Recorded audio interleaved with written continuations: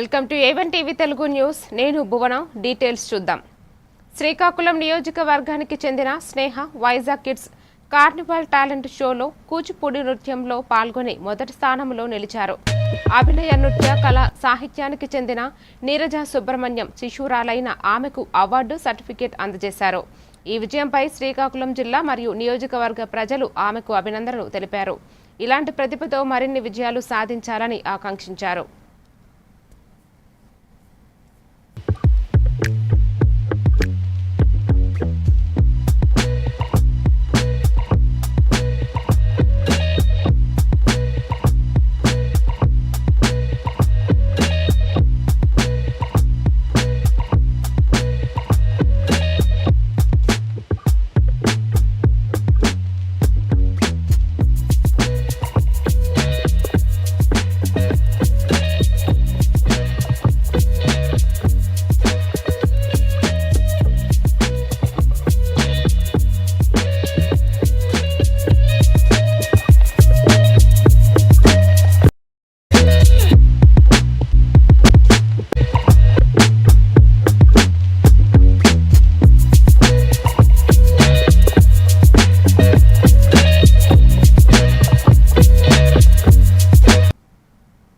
చోడవరం నియోజకవర్గంలోని Vaddadi junction Tirumala convention సెంటర్లో Janasena party సాధకుల ఆత్మీయ సమావేశం నిర్వహించారు. జనసేన ఉమ్మడి విశాఖపట్నం రూరల్ జిల్లా అధ్యక్షులు పెందుర్తి ఎమ్మెల్యే పంచకర్ల రమేష్ బాబు పాల్గొని క్రియాశీల సభ్యత్వంలో ప్రతిభ చూపిన సాధకులను సత్కరించారు. పార్టీ కోసం కష్టపడుతున్న ప్రతి జన సైనికునికి ప్రత్యేక స్థానం ఉంటుందని ఆయన తెలిపారు. కార్యక్రమంలో Janasena party Chodavaram incharge PVSS Raju ఆధ్వర్యంలో జరిగింది.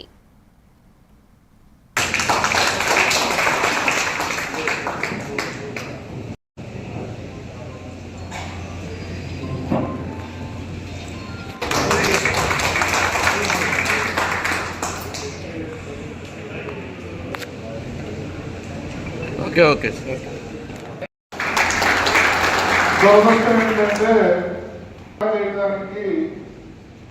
ఆయనకి మేము రాజు గారికి చూసి మీరు బాధపడుతున్నారు. చోడవరం మీటింగ్ అంటే నేను గబగబా పరిగెత్తుకొచ్చేస్తాను. వాటింగే కనబడింది. మరి వాటింగ్ అయితే ఎలా ఉంటుందో నేను ఊహించుకోలేకపోతున్నాను. మీ బాధను మాత్రం అర్థం చేసుకోలేదనుకుంటే మాత్రం అది తప్పు అవుతుంది.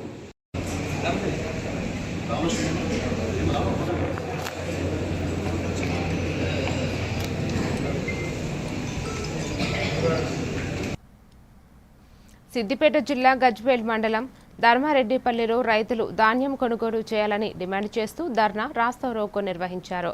ప్రభుత్వం వెంటనే ధాన్యం సేకరించాలని, స్థానిక రైస్ మిల్లుల్లో కొనుగోలు చేయాలని గ్రామ సర్పంచ్ శ్రీనివాస్ కోరారు. వర్షాల భయంతో ధాన్యం నష్టపోతామనే ఆందోళనలో రైతులు ఉన్నారని తెలిపారు. రాస్తారోకో కారణంగా కిలోమీటర్ల మేర వాహనాలు నిలిచిపోయాయి.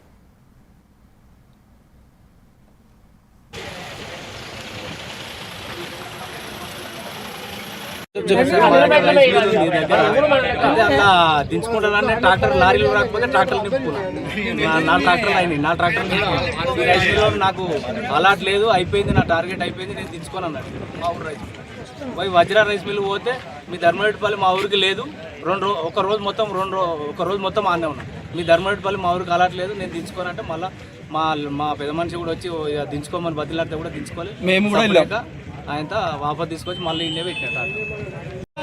ఒడ్ల కొనుగోలు కేంద్రాలు ఇంకో వారం రోజుల ముగిస్తున్న కిలోమీటర్ల పెట్టు రోడ్డుకి ఇరువైపులా ధర్మరెడ్డిపల్లి చుట్టుపక్కల ఉన్న గ్రామాల రైతులు దాదాపు ఒక 70 లారీల వరకు అయితే ఆ ఒడ్లను వెంటనే కొనుగోలు చేయాలని ప్రభుత్వాన్ని విజ్ఞప్తి చేసుకున్నాం. తెచ్చుకున్న తెలంగాణ యొక్క ట్యాగ్ లైన్ ఏముంది?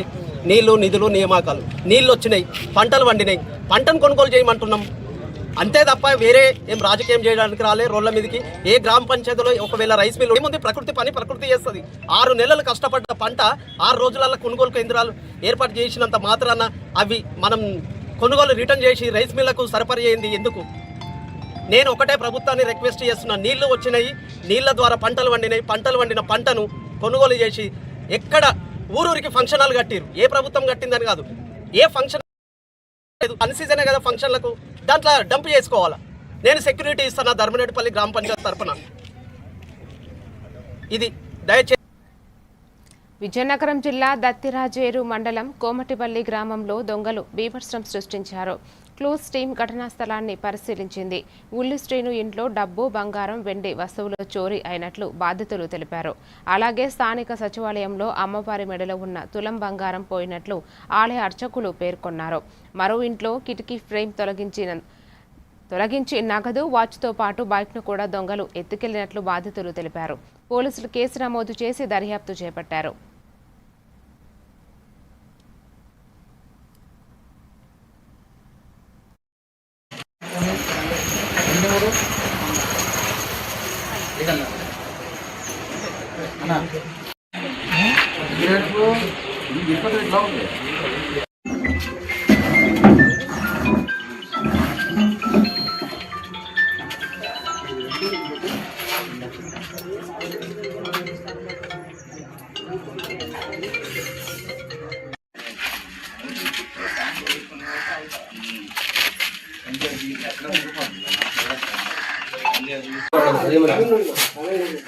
చిన్న బళ్ళు ఉంటాయి కదా,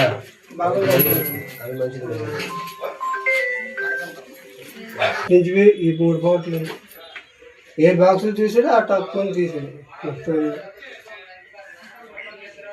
పల్లి గ్రామం మాది. నా పేరు శ్రీలక్ష్మి, నాది విజయనగరం జిల్లా. మేము డాబా మీద పడుకోవడానికని వెళ్ళాము. వెళ్ళేసరికి మేము వచ్చేలోపు అన్ని చిందరవందర చేసి డబ్బులు, బంగారం, వెండి తీసేశారు. జిల్లా దత్తిరాజేరు మండలం కోమటిపల్లి గ్రామంలో పనిచేస్తున్నటువంటి ఆలయ ప్రధాన అర్చకుడు తాతా సాయి ప్రకాష్ శర్మ. మా యొక్క ఆలయంలో ఆలయం శివాలయం, కోమటిపల్లి శివాలయం రాత్రి భాగం ముందు చోరీ అనేటువంటి జరిగింది. శివాలయంలో క్యూసీ టీం వచ్చిన వరకు. బాపట్ల జిల్లా చీరాల నియోజకవర్గం వేటపాలెం మండలం ఎంఆర్ఓ కార్యాలయం వద్ద ఇసుక కార్మికులు, ఇసుక ట్రాక్టర్ యజమానులు, భవన నిర్మాణ కార్మికులు కలిసి ర్యాలీ నిర్వహించి ఎంఆర్ఓకు వినతి పత్రం సమర్పించారు. చీరాల ప్రాంతంలో ఇసుకపై ఆధారపడి అనేక కుటుంబాలు జీవనం సాగిస్తున్నాయని తెలిపారు. ఈ సందర్భంగా కొందరు చేస్తున్న తప్పుడు ఫిర్యాదులు, అసత్య ప్రచారాల వల్ల కార్మికులు, ట్రాక్టర్ యజమానులు ఇబ్బందులు ఎదుర్కొంటున్నారని ఆందోళనకారులు ఆరోపించారు. అధికారులను తప్పుదారి పట్టించే విధంగా ఫిర్యాదులు చేస్తున్నారని, ప్రజల్లో అపోహలు కలిగించే చర్యలు ఆపాలని కోరుతూ ఎంఆర్ఓకు వినతి పత్రం అందజేశారు.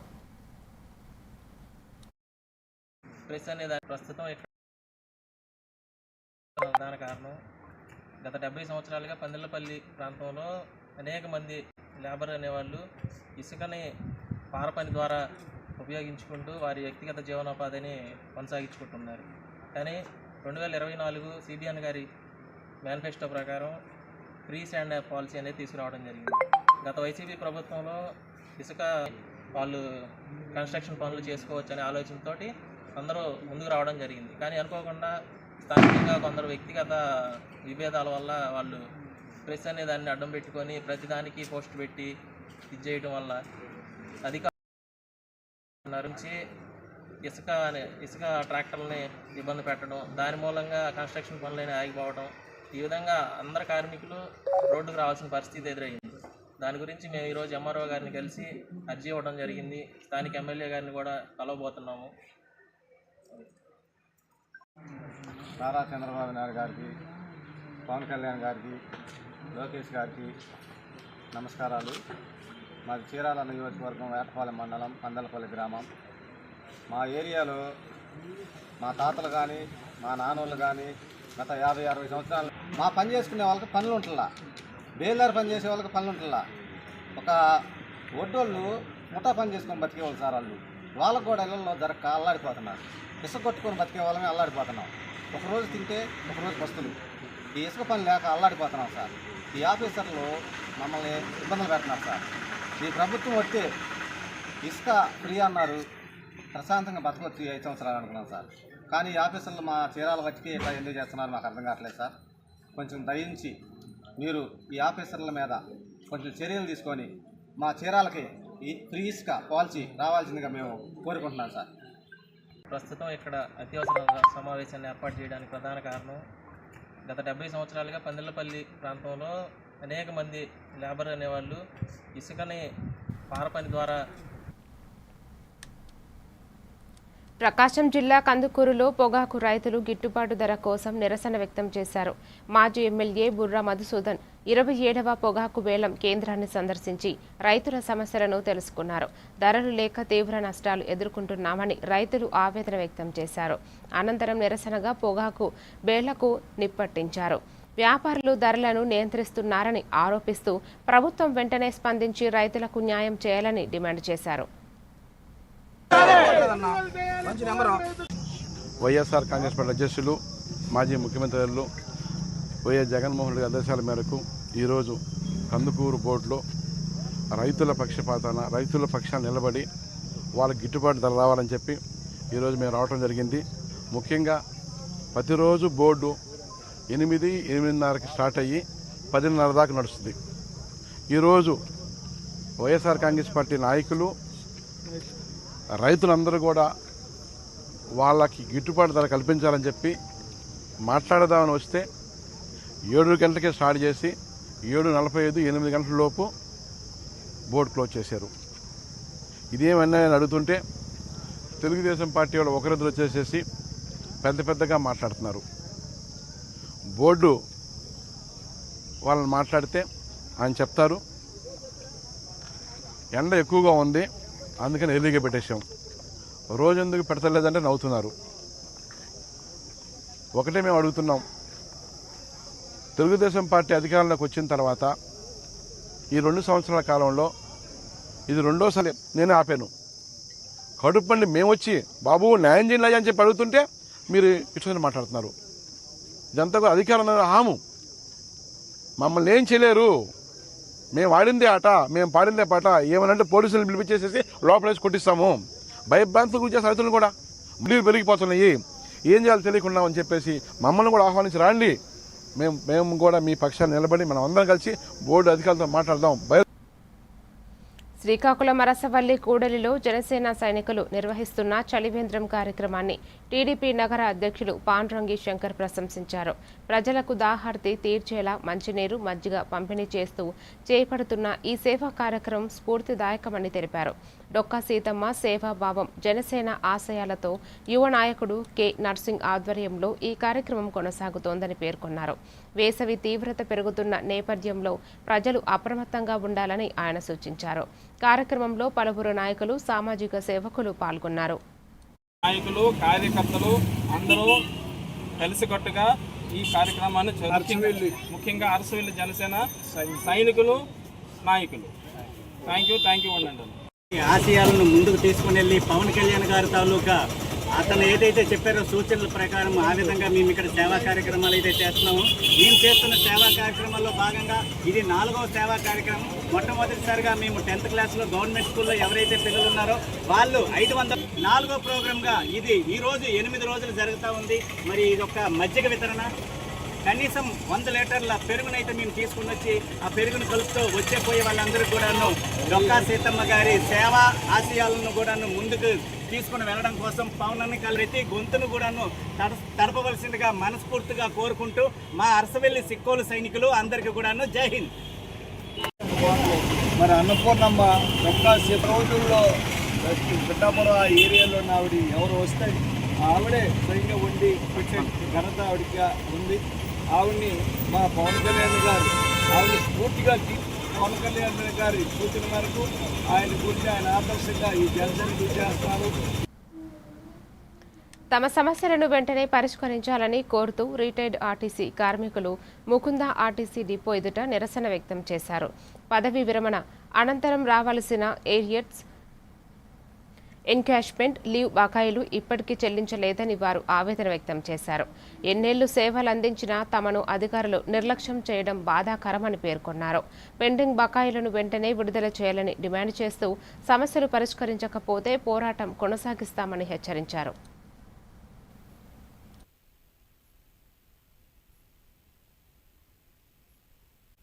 మీడియా మిత్రులకు ధన్యవాదములు. ఈరోజు 2017 నుండి 2026 వరకు పదవీ విరమణ పొందినటువంటి ఉద్యోగస్తులకు, ఆర్టీసీ ఉద్యోగులకు రావాల్సినటువంటి బకాయిలు ఏదైతే ఉందో ప్రభుత్వం తత్సారం చేసే సందర్భంలో 50 లక్షల వరకు డబ్బులు రావాల్సినటువంటి అంశం. ఈ అంశం ఆర్థికంతో కూడుకున్నటువంటిది.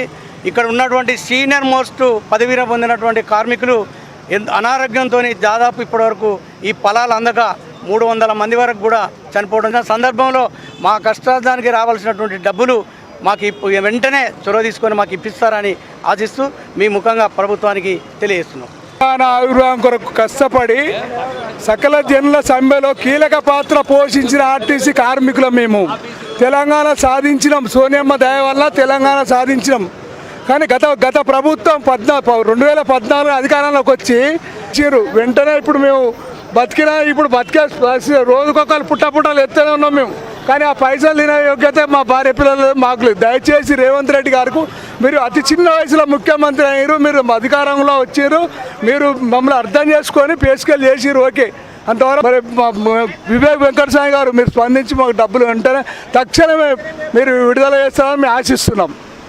ఈరోజు విశ్రాంత ఉద్యోగుల సారథ్య కమిటీ పిలుపు మేరకు రాష్ట్రంలో ఉన్నటువంటి మరి అట్లా కాకుండా తిరుపతి జిల్లా పెనగలూరు మండలం ఎలకచర్ల గ్రామంలో ఉపాధి కూలీల ట్రాక్టర్ ప్రమాదంలో 2 మృతి చెందగా 53 మంది గాయపడిన ఘటనపై సిఐటియు రాష్ట్ర కౌన్సిల్ నాయకులు సిహెచ్ చంద్రశేఖర్ తీవ్రంగా స్పందించారు.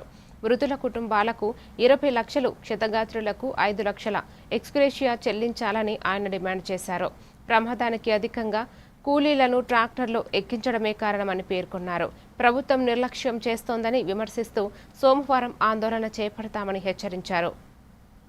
తిరుపతి జిల్లా పెనగలూరు మండలంలో ఎలకచెర గ్రామంలో పోయిన నెల 16వ తేదీన ఉపాధి హామీ కూలీలకు ఓ ట్రాక్టర్లో 65 మంది దాకా ఎక్కించుకోకపోతే తన కెపాసిటీకి మించి ఎక్కించుకోకపోవడం వలన అక్కడ పని చేసుకొని తిరిగి వస్తున్న సందర్భంలో మధ్యాహ్నం ప్రమాదం జరిగి బోల్తా పడింది.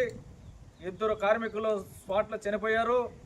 మరి దాదాపు 53 మందికి తీవ్రమైన గాయాలైనాయి, ఫ్రాక్చర్లు అయినాయి, యాక్సిడెంట్ అయింది. ఇంకా స్వల్ప గాయాలతో మరొక 6-7 మందికి జరిగింది. కానీ ఇక్కడ ఇంతవరకు నెల రోజులు జరుగుతూ ఉంటే ఈ చనిపోయిన కార్మికులకు ఒక్క రూపాయి నష్టపరిహారం ఇవ్వలేదు. ఎంత దుర్మార్గం! వెంటనే ప్రభుత్వం ఎక్స్గ్రేస్ 25 లక్షలు ప్రకటించి ఉండాలి. ఎందుకు చేయలేదు? అదేవిధంగా దెబ్బలు తగిలిన వాళ్ళకి పనులు చేసుకోలేని పరిస్థితి, వికలాంగులుగా మారినటువంటి వాళ్ళకి కనీసం 5 లక్షలు ప్రకటించి ఉండాల్సింది ఎందుకు చేయలేదని అడుగుతూ ఉన్నాం. వెంటనే కేసులు నమోదు చేసి వెంటనే బాధితులను అరెస్ట్ చేసి ప్రభుత్వం నుంచి రావాల్సినటువంటి నష్టపరిహారం చెల్లించాలి. కనీసం ఇంతవరకు వాళ్ళు ఈ మంచం నుంచి లేలేకపోతున్నారు, పని చేసుకోబోతున్నారు, వాళ్ళు తిండి ఎట్ట దొరుకుతుంది. కనీసం ప్రభుత్వం వాళ్ళకి మస్టరేసి ఉపాధి తక్షణం డబ్బులు కల్పించాలి కదా, వాళ్ళకు భత్యాలు ఇవ్వాలి కదా. కనీసం అటువంటి చేయకుండా చాలా దుర్మార్గంగా ప్రవర్తిస్తుంది. ఇంత అన్యాయం మరి ఎక్కడా చూడలేదు. గతంలో కూడా అనేక మంది చనిపోతే ప్రభుత్వం స్పాట్గా ప్రకటించింది, ముఖ్యమంత్రులు ప్రకటించారు. ఎందుకు ప్రకటించలేదు అడుగుతుంది. ఎందుకు వివక్షత చూపుతారు, పక్షపాతం చూస్తున్నారు. ఇది వెంటనే ఈ సమస్యను పరిష్కారం చేయకపోతే ఈ నెల 25వ తేదీ డెడ్ లైన్ పెడుతున్నాం. కలెక్టర్ కానీ పరిష్కారం చేయకపోతే అక్కడే వచ్చి వనపర్తి జిల్లాలో వరి కొనుగోలు కేంద్రాల నుంచి రైస్ మిల్లులకు ధాన్యం తరలించిన లారీ డ్రైవర్లు తీవ్ర ఇబ్బందులు ఎదుర్కొంటున్నారు. 10 రోజులైనా ధాన్యం దింపకపోవడంతో ఒక్కో మిల్లు వద్ద రోజులు తరబడి పడిగాపులు కాస్తున్నామని వారు ఆవేదన వ్యక్తం చేశారు. సకాలంలో తిండి లేక ఇబ్బందులు పడుతున్నామని కొనుగోలు కేంద్రాల అధికారులు ఫోన్లో కూడా ఎత్తడం లేదని డ్రైవర్లు ఆరోపించారు. మిల్లుల మధ్య తిరుగుతూ చివరికి ఎక్కడా ధాన్యం దించుకోలేని పరిస్థితి ఏర్పడిందని తక్షణమే సమస్య పరిష్కరించాలని వారు కోరుతున్నారు. పానకాల నుంచి ఎత్తుకొచ్చిన 10 రోజులైంది, మాట్లాడించే దిక్కు లేదు, నీళ్లు లేవు, మా సంసారం ఏంది, ఊకే పట్టుకొచ్చులు అసలు ఏం ఊకే ఎత్తి పంపిస్తే ఇప్పుడు చేపిస్తాను అప్పుడు చేపిస్తానని బాధ్యులు ఎవరు సార్? ఏమి ఎవరు మాకు నీళ్లు కనీసం ఎత్తించేటోడు ఎత్తిస్తే అయిపోయింది. తర్వాత ఎవరైనా కావాలి ఏం రెస్పాన్స్ లేకుండా వాటి వరకు సార్ ఏమంటే ఎక్కువ మాది అవసరం ఉంది నేను దింపుస్తా. మిగతా లారీలో కూడా వాళ్ళు వీళ్ళు ఫోన్ చేసి రికమెండ్ ఆటోలు టాటర్లో దూరించి ఇచ్చేస్తారు మాది మీది అని. అంతవరకే లారీలో మేము ఒక్కరైతాం వందా బాయిస్తారు. ఉలుకులే పలుకులేదు అన్నట్టున్నారు. ఫస్ట్ లోడ్ ఎత్తుకుపోయినాం సార్, లోడ్ ఎత్తుకుపోయి అమడబాగలే పోయినాం. అమడబాగల నుంచి లేదంటే మిరాజ్పల్లి పోయినాం. మిరాజ్పల్లి కాల ఎమ్మెల్యే వాళ్ళు వీళ్ళు రికమెండేషన్ చేసి మళ్ళీ మా ఊర్లో మాదే అని చెప్పి నిలబెట్టి మళ్ళీ కొత్తగూడ పంపించారు. కొత్తగూడ నుంచి అమర్చిత ఆత్మగురువు అన్నారు. ఆడలేదు అంటే మళ్ళీ ఇక్కడ వనపర్తికి వచ్చి ఇప్పుడు ఈ రోజు ఈడ 3 రోజులు అయితే ఈడ వచ్చి ఆగినాం సార్. మళ్ళీ మాకిరా మీకిరా అంటే ఏం సజ్జమా మేము ఏమేమి మనుషులమా మిగతా వాళ్ళ మనుషులు కాదు. ఆడ 4 రోజులు ఉన్నాము. ఆడ లేదని చెప్పినారు, గొడవను ఫుల్ అయిందని చెప్పినారు. మళ్ళీ ఇక్కడికి వచ్చినాము. ఇక్కడికి వచ్చి 4 రోజులు అయింది. సెంటర్ ఆయనకు ఫోన్ చేసి రెస్పాన్సే లేదు. ఇద్దో వస్తుందా అంటున్నాడు. కనీసం దగ్గరకు వచ్చి పట్టించుకునేది లేదు. ఫోన్లు చేస్తే కూడా రెస్పాండ్ కావటం లేదు. మేము ఎవరికి చేయాలో అర్థం కావటం లేదు. మాకు పూటకు 40 రూపాయలు పోయి తెచ్చుకొని తినాలి. బస్ ఛార్జీ 40 రూపాయలు పెట్టి తీసుకొచ్చుకొని తినాలి. పూటకు 40, ఒక రోజుకు 120 రూపాయలు బస్ ఛార్జీలు అవుతుంది.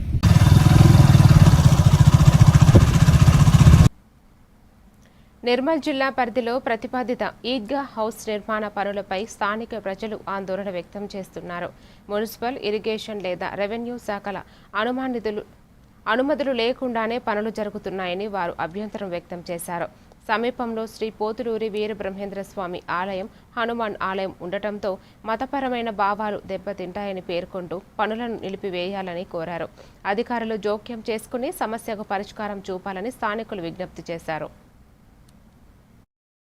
అధికారి గారికి, నిర్మల్ పట్టణవాసులకు సరస్వతీనగర్ తరఫున మరియు బ్రహ్మంగారి మరియు ఆంజనేయ స్వామి ఆలయం తరఫు నుండి మేము మాట్లాడడం జరుగుతుంది. ఇంతకుముందు 3-4 డేస్ బ్యాక్ వచ్చి మేము కలెక్టర్ గారికి మా వినతి పత్రాన్ని సమర్పించడం జరిగింది. అక్రమంగా ఆలయం పక్కన సరస్వతీనగర్ కాలనీకి ఆనుకొని ఉన్నటువంటి భూమిలో అక్రమంగా నిర్మిస్తున్నటువంటి ఈద్గాను ఆపడానికి మేము వినతి పత్రాన్ని సమర్పించాము. కలెక్టర్ గారు స్పందించి దానిని తాత్కాలికంగా వెంటనే పనులను ఆపివేయడం జరిగింది. దానికి కలెక్టర్ గారికి మా తరఫు నుంచి ధన్యవాదాలు తెలియజేస్తున్నాము. కానీ ఇది తాత్కాలిక చర్య మాత్రమే. కానీ కలెక్టర్ గారి దగ్గరికి ఇప్పుడు వెళ్ళి కలిసిన తర్వాత ఆయన చెప్పింది ఏమిటంటే మిగతా వివరాలన్నీ కూడా, మిగతా పనులన్నీ కూడా కమిషనర్ గారే, మున్సిపల్ కమిషనర్ గారే చూసుకుంటారు. కాబట్టి అది చట్ట ప్రకారంగా ఏది జరగాలనో అది జరుగుతుంది అనేటువంటి విధానంలో మాకు సమాధానం ఇవ్వడం జరిగింది. ఇది కరెక్ట్ కాదు. ఎట్టి పరిస్థితుల్లో తాత్కాలికంగా కాకుండా పర్మనెంట్గా, శాశ్వతంగా అక్కడ ఈద్గా పనులను ఆపివేసి మా కాలనీవాసులకు మరియు మందిరానికి మరియు ఇక్కడ ఉన్నటువంటి నిర్మల్లో ఉన్నటువంటి ప్రతి ఒక్క హిందువుకు మనోభావాల్ని దెబ్బతీయకుండా చర్యలు తీసుకోవాలని చెప్పేసి మేము కోరుతున్నాం. ఒకవేళ ఎట్టి పరిస్థితుల్లో దానిని ఒకవేళ కంటిన్యూ చేస్తే ఒక్కొక్క నిర్మల్లో ఉన్నటువంటి ఒక్కొక్క హిందువు ఒక్కొక్క శక్తిగా మారతాడు. ఒక్కొక్క వ్యక్తి ఒక్కొక్క శక్తిగా మారతాడు. ఒక్కొక్క స్ట్రీట్లో, ఒక్కొక్క గల్లీలో ఒక్కొక్క యోగి ఆదిత్యనాథ్ వెలుస్తాడు.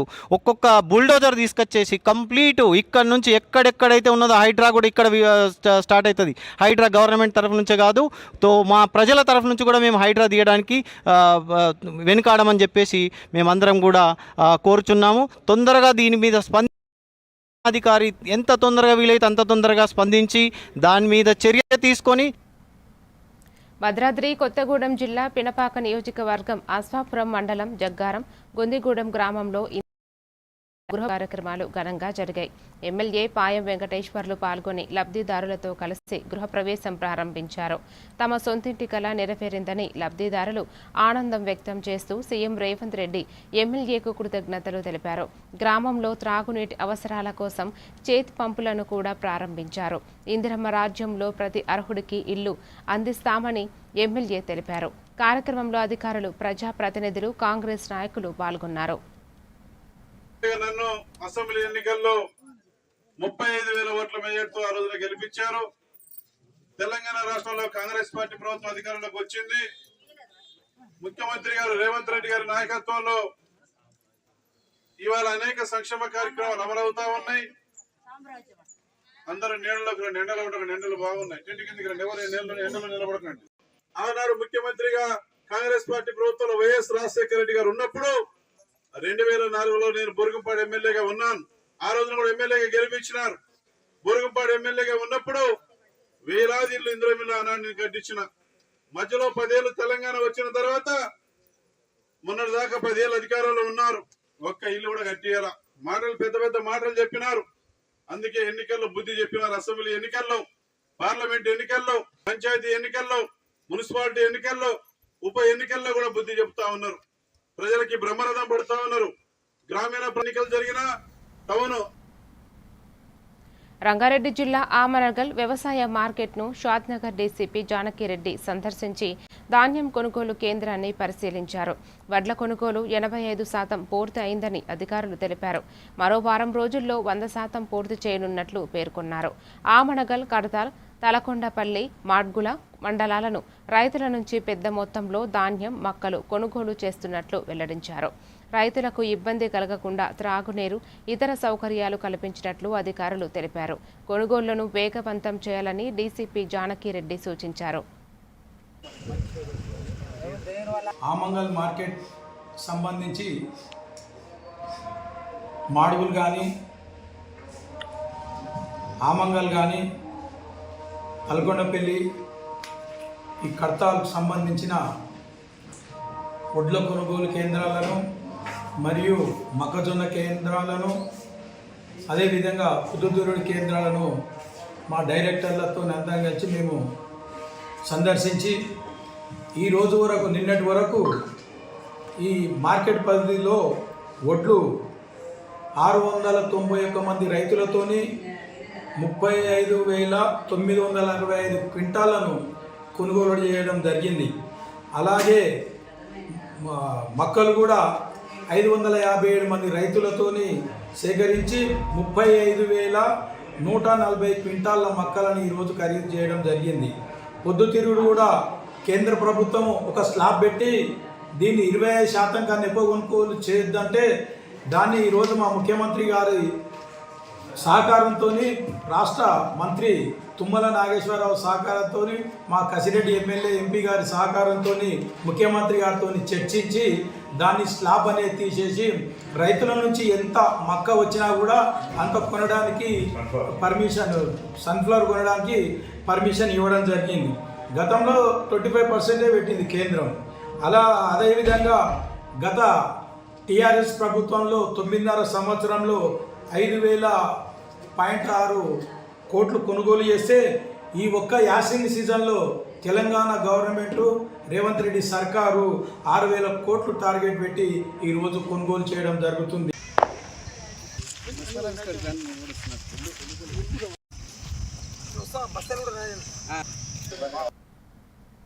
విశాఖ జిల్లా భీమిలి నియోజకవర్గం తాళవలస పంచాయతీకి చెందిన విశ్రాంత ఆర్మీ ఉద్యోగి ఉమ్మడి సతీష్ శ్రీకారియల్ గోల్డ్ బిజినెస్ మార్కెటింగ్లో ఆంధ్రప్రదేశ్ ఆర్గనైజర్గా ఉత్తమ క్యాడర్ బాధ్యతలు స్వీకరించారు.